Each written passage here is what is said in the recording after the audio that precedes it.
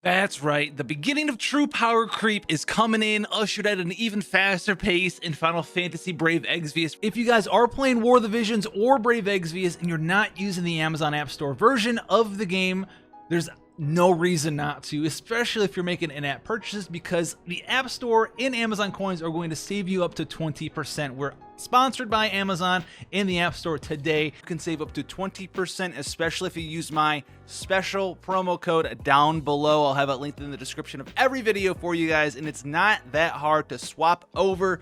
You simply need to go into your menu in your settings for either FFBE or War of the Visions, and make sure that your accounts are synced to the account email of your choice.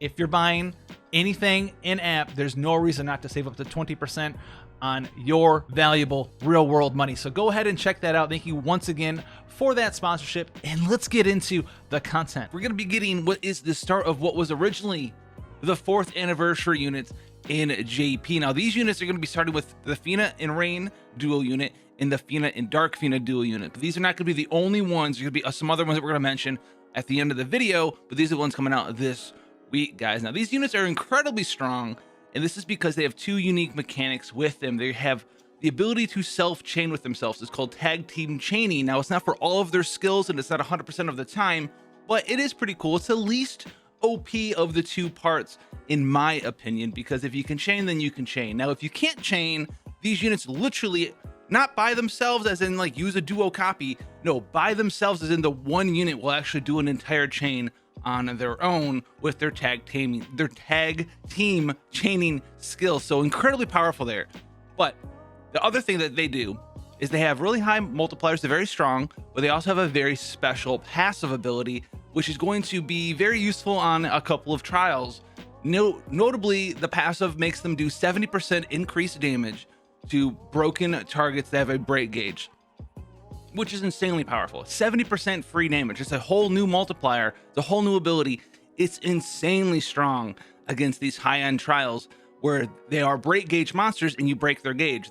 No one's going to contest with that ability there. Now, this is going to be the only time that you're going to see this sort of passive. They're going to be doing it for these 4th anniversary units. And then the last unit that I know of that has gotten it in JP was the new version of the Lightning Returns Lightning, and she has it at 30%. So after this, you won't see that anymore, and that's kind of an okay thing, because they probably decided that it was a little too overpowered there if they ever wanted to continue releasing break gauge fights, which they are going to mess around with shortly. Now this is happening the 21st of January, so this week, guys, on this Thursday, and you're gonna have the pity, they're gonna have the summon coins in there for you guys. There's gonna be some panel rewards as well, but panel rewards, kind of whatever. But the summon coin, the pity from the summon coins, that's very nice there as well. Now we have Rain and Fina here. Now the first form of Rain and Fina is going to be Rain in the front, and it's going to be a physical damage dealing character. And then the Brave Shift form is going to be Fina in the front, and it's going to be a mage type character there for you guys as well. Now obviously the Brave Shift duration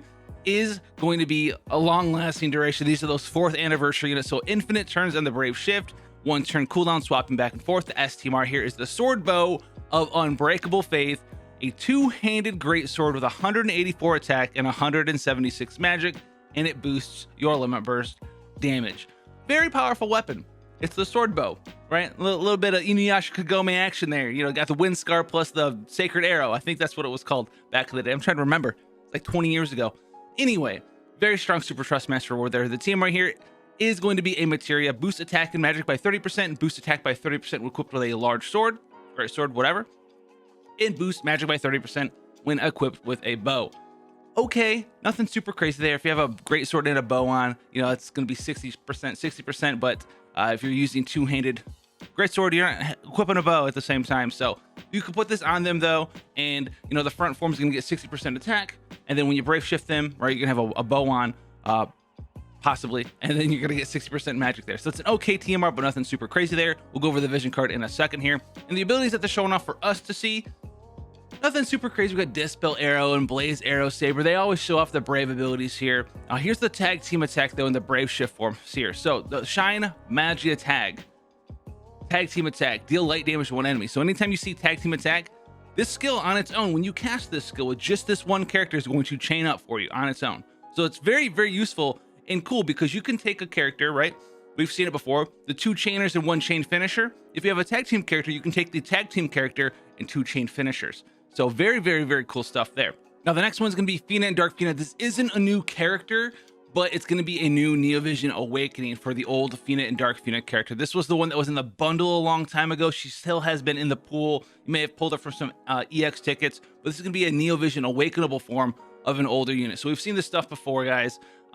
She's going to have the double catharsis, the true dual-wield magic with some MP and magic and dark and light resist there in her kit there, the Mobius ring. Nothing super crazy there, but she is going to have some new abilities here for you guys to take advantage of here, and she's going to be that split between the mage and the healer version. And the stuff that they're trying to show off here: boost LB damage to the caster with Earth Whip, Magic Guard for magic and spirit boosting, enables magic triality for 4 turns. I'm assuming that better be quadricast. That sounds like triple cast though. And the Brave Shift abilities here: Earth Arrow, Earth Veil. Not as exciting as the Rain and Fina unit that we saw earlier, but they also talked about some of the other ones coming out in the near future, and they are all going to be very, very strong. And if you have a certain combination of characters that you're really looking forward to, then save up for those ones, because they're all very, very, very powerful. My favorite one is Axstar and Cleome, but we're also going to get something like Reagan and Lastwell. We're going to get Dark Fina and Soul, and then there should be a free unit for Physalis as well as Charlotte pairing together there. So very strong characters with that tag team ability coming out in the near future there. Now we also have some other stuff. We have the Cave of Crystals coming back, you know, after the rain is over again. We have the Visions of the Far Plane coming back. Transcension Pearl, so you're going to want to do this one for that Transcension Pearl here. You can get some of the chairs that we've been using on our characters for a long time now. They're not going to be the greatest chairs in the world, but you know, you can go and get those chairs that you love so much, and you put them in your good old Chair King Rain and Chair King Lastwell. All right, they're going to be there. But the most important thing from this event, guys, is that Transcension Pearl. So you can get your EX Awakenings +1, maybe some +2s if you want them. Now, we also have the new Vision cards here. Thanks for everything. This is from Awakening, Rain, and Fina. This is going to be tied specifically to them. It's the only way to get it. And it's going to be a hybrid attack and magic card here. So you see at level 10, it gives you 80 attack, 80 magic.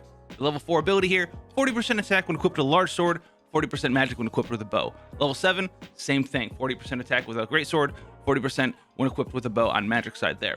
And then the level 10 ability, boost your fire and light resist by 30%.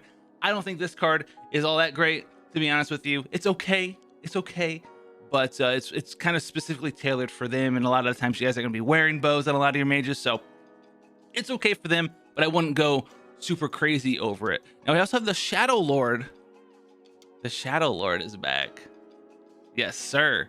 Final Fantasy 11 represent. I actually like seeing FF11 stuff in here. Silver Enlightenment Key, Golden Enlightenment Key. Is this the series bonus boss battle? This is series bonus boss battle? Hold on, I thought we were done with series bonus boss battle. Apparently we're getting series bonus boss battles back. Oh, series boss battle. There it is, dude. They're back. After one whole year hiatus, the series bonus boss battles are back. Now we have Trust Coin item shop lineup exchange. All right, let's see. The exchange limit for Brave's insignia joined forces times 10 will be increased from 18 to 45. This means you can now exchange up to 540 Brave insignias. Blah blah blah blah blah blah blah blah blah blah. Trust Coin, whatever. Trust Coin item exchange has been updated. It's gonna allow you to change your stuff a little bit faster there. I was kind of hoping that'd be a little bit better. But here we're talking about tag team attacks. So everything that we already talked about is there, so you don't really need to go into that. We already talked about how strong the tag team attacks truly are. On top of that, we also have free 10+ weekly summons. Again, though, this is going to be starting the Thursday of the 21st, and it's going to go against until Wednesday the 27th. So it says free weekly, but it's basically just free ×1 summon. It says it ends on the 27th of Wednesday. That's 1 week. Oh, okay. Then there's a second summon period on the 28th, and then on 3rd, 4th, 5th, 6th, 7th, 8th, 9th, 10th. We're gonna get 10 of them. Why don't they just say 10 free weekly summons? All right, I understand though, because they're not cumulative. They don't add up over time. All right. I'll give you guys a pass on that one. All right. Confused me a little bit. because I saw this and then I just had to read more. Come on, I just have to read more there. We still have some reserve lapis saved up, maybe some tickets, maybe some RNG luck on your side. These characters are gonna be coming out and they're gonna be very, very, very, very powerful. Speaking of FFBE stuff, there's gonna be Sakura as well in War of the Visions. Yes, I still play this game. We playing it all the time. We're looking for like a couple more members for our guild, just because people got busy. You know, we're trying to break through to through Diamond 1 into the next tier up. But if that is something that you're looking for, then come in and join us. Leave a description of your team and stuff in the Discord. PM me as well. Discord description's always in the bottom of every YouTube video. But Sakura's gonna be very, very, very, very strong. If you've been playing War of the Visions, you've been having a problem with Kane, maybe you didn't want to get your hands on Kane because he's time limited, this is gonna be a very strong character for you, and she's gonna be very strong into the future as well. She can have her own job as Sage of Mysidia, and she's gonna be a light unit, but she does do lightning attacks as well, and she has both a lot of buffs to dark light and lightning, but also lightning and light and peril.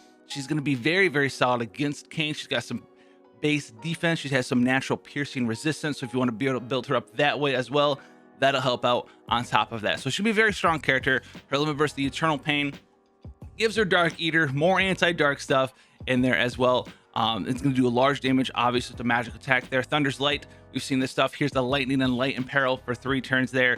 Big AoE as well, very strong skill. Rebel Intention removes courage from targets, so another reason that this is going to be pretty good against Kane, because it's going to remove courage, remove that guts passive that keeps him from getting one shot, and then smack him real hard with that big, large mod magic attack there as well. Now I also have an MR coming in, but she's smiling Blade. She's not smiling nearly as much as I'm smiling about Sakura coming into the game here, and they know it too because they gave her one ability to show off. Horizontal jump. She's a Dragoon. All right, so keep that in mind as well. Kodama Wielder was a job class that I do believe Summer Katone was originally supposed to have as the first one, but I want to talk about Sakura as well in case you guys are playing War of the Visions. Remember, guys, we were sponsored by Amazon. If you're spending any in-game currency in any of the titles that you're using, War of the Visions or Brave Exivus, make sure you use those links down below, and it helps me out a ton and it helps you guys out a ton at the same time. So until then, guys, stay safe out there, and I'll see you in the next one. Take care, guys.